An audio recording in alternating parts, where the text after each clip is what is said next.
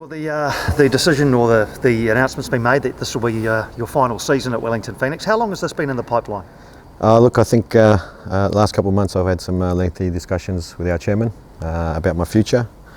It wasn't an easy decision to make. I've spent, this is my fourth season at the club. I think I put a lot of energy and effort into the club and also into the team, into the players and also our staff to get to a certain point and play a certain way as well. But I think now it's a time for me to make this decision and maybe a new challenge for myself moving forward. Some fresh faces may help as well at the same time. And look, I think where the club is at, I think it's in a great position in what we've built. I think the last 4 seasons, the academy, the facilities are fantastic in the way that things are set up. So look, like I said, it wasn't an easy decision, but I think it was a decision that I needed to make. Was there a time at all during the discussions where you thought, hey, I'll go another year? Yeah, we had that conversation with Rob where he tried to push for another season. But I think staying another season would have stopped other opportunities for me as well. So for me, I think it was, the timing is never perfect in football, but I think being announced now when we've got 3 games to go and we're still working towards the finals to get it out and get the distraction as well, I thought it was very important. Do you have it? Yeah. No. Sorry, do you have any offers on the table? There are discussions, but other than that, no, nothing concrete, no. Would you like to stay in this part of the world, or are you looking for your next step to be further afield? To be honest, I'm trying to work very hard to get an opportunity to go overseas, if that could be for myself. That is the first aim. But one thing I can't do is predict the future and where I will end up. But the aim is to try to get a job overseas. I remember right at the start of the season, even in pre-season, in your first interview I think we did with you, you even alluded to the fact this could be your last season. You were probably just talking in generalities then. But did 4 years to you feel like that would be the time that you would be here? Yeah, look, I think 4 years anywhere, I think is a long time within a job, especially in football. It's very rare that you see coaches stay for this long in one position. I think the average coaching role within the A-League is 18 months. So 4 years to stay at a club, for me it was very important to come here, show that I can coach, have longevity within the position and try to build something. So I think I've done that. I think we've done it well at times. Like I said, for me it's not an easy decision because this is the first club that gave me my opportunity as a head coach. I have a lot of gratitude towards Wellington Phoenix and the owners and the board and also the fans that have supported us. Our start wasn't fantastic, if you remember quite well, and when we continued on and the belief was there with myself and my staff from the board and the club to move forward, and I think I think the club is in a fantastic spot. And do you think your successor is with the club already? I think you need to ask the club that question. Ufuk, are you pleased with your legacy, last 4 years at Phoenix? Yeah, I don't think I've been here long enough to leave a legacy. I think a legacy is maybe around 100 years. I've only been here for 4 seasons. One thing that I've tried to do is implement philosophy and a brand of football that we wanted to play and a playing style. And one thing that I've worked very hard to change is the mindset as well of this underdog tag that we have currently in New Zealand. At the end of the day, I see the game as there's 11 players and they have 11 players and they play football and we go out there and play football too, and we try to play a certain brand and try to win games at the same time. Sometimes we get it right, sometimes we get it wrong. We don't always get the outcome that we want, but for me the main thing is that we try to play a certain brand and at the same time for me football is a business. People pay to come and watch our games, so we try to make the game exciting and attractive for our fans as well, and I hopefully I've left that behind. Are you proud of the last 4 years? Look, it's been a challenging 4 years. I can't say that I lived in Wellington for the 4 seasons. We've spent 2 seasons in Australia. It's been challenging times with COVID, but look, like I said, I think when I take a role on, I put my heart and soul into everything for us to get the outcome that we want to get. I'm proud of the group, I'm proud of the club, I'm proud of my staff as well and the players of what we've achieved so far, but like I said, the job's not finished for this season too. Once you missed out on the All Whites job, did that sort of swing it for you? Yes and no.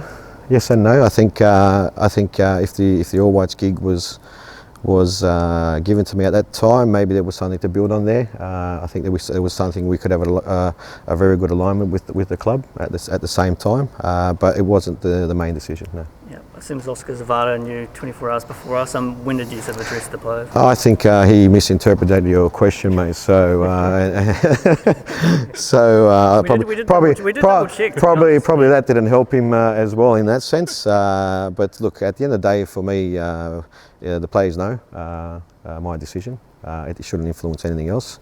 Players and coaches make decisions on what they feel is best for them at times. So, at this stage, I think that's the best decision for me. Yeah, because when did you talk to them about it? I've spoken to them a week ago, so the players know already. I didn't be able to keep it quiet for that long.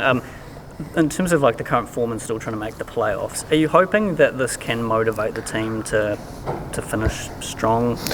Well, it's not just me, Phil. At the end of the day, we've got players that are coming off contract that are leaving as well and signing with other clubs. And like I said previously, they're professionals. They're currently getting paid by Wellington Phoenix. We have a goal that we want to achieve, and that's play finals football this season. So nothing has changed. I still currently work for Wellington Phoenix, and I'll be working to the end of my contract. And for me, is to get the best out of the players, to get the best outcome for the team.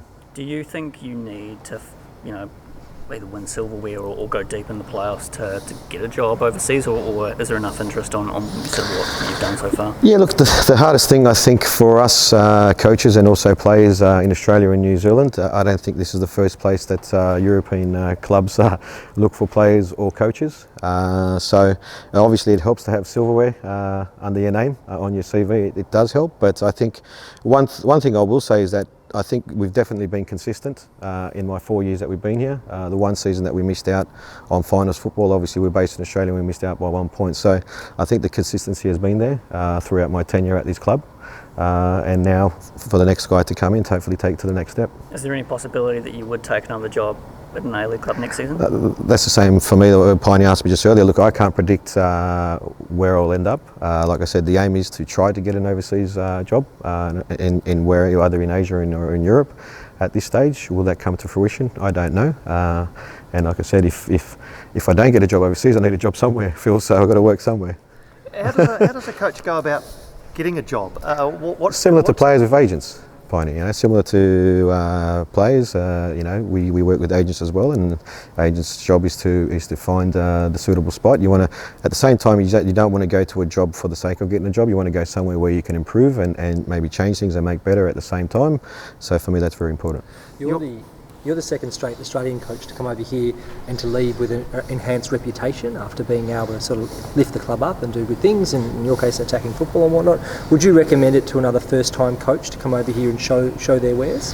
Yeah, look, I think when you're a first-time coach, you really don't sometimes have that opportunity or that choice, because you want the role and you want a head coaching role. And if the opportunity presents itself, I think for the first-time head coaches, I think they need to make a decision, because you need to sit in that seat to understand that seat more often as well. And for me, look, Wellington Phoenix is a fantastic club, a patient club. They don't make decisions on emotion. Otherwise, I would have been gone after round 4 in my first season. So, it's a smart club. It's owned by good owners that understand the game as well and give opportunities. Will you mind if next season they bring in a defensive-minded coach to try and shut up shop and win every game 1-0? That's not my decision at the end of the day. That's the club's decision. They continue to build on what you've done. Well, I think the aim is to continue what we've done the last 4 seasons, to continue to build on that.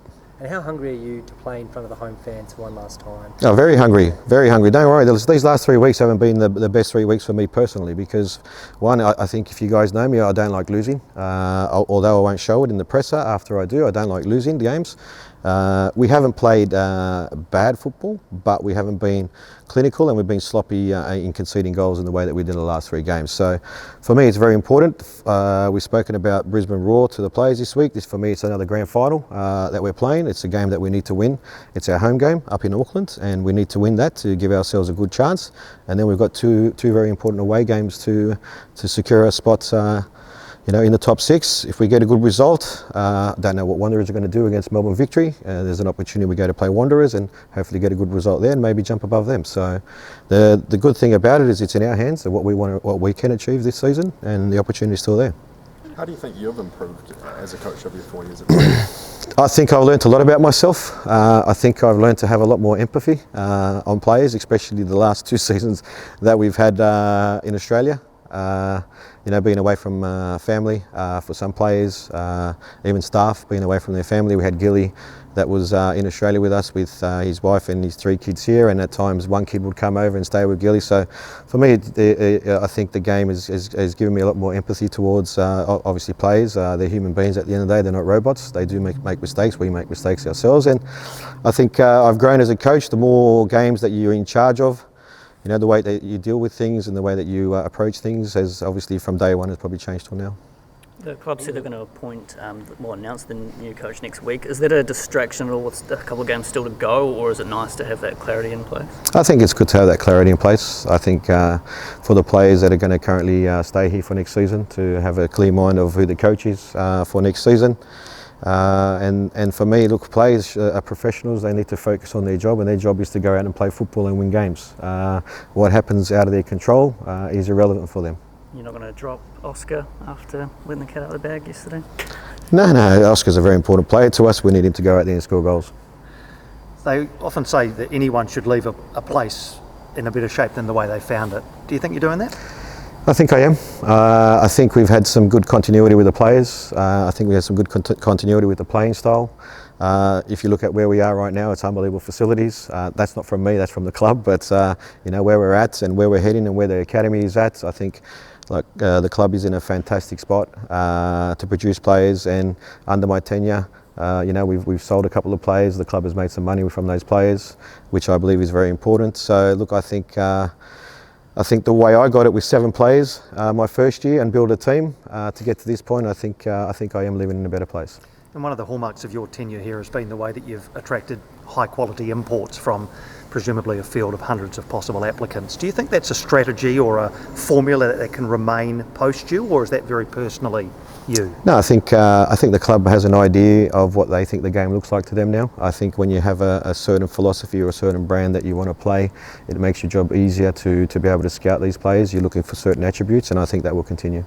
Can I ask how other Australian coaches might have been inspirations to you, or even like guided you in making this decision? Because obviously Ange is, you know, knocking him dead in Scotland, and McBuskey's winning titles as well. Like, how much are they?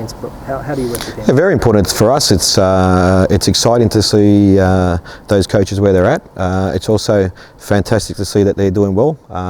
Because if our Australian coach is doing well, that opens possibly doors for us to get opportunities overseas as well. Like the players, we want our Kiwi boys that go overseas to do well and open more doors for other Kiwi players to get that opportunity. So for us, it's very for me, it's quite proud to see them doing very well, and hopefully they continue to do well. And the more that they do well, the more opportunities hopefully we can get as Australian coaches. Are you close with either of them?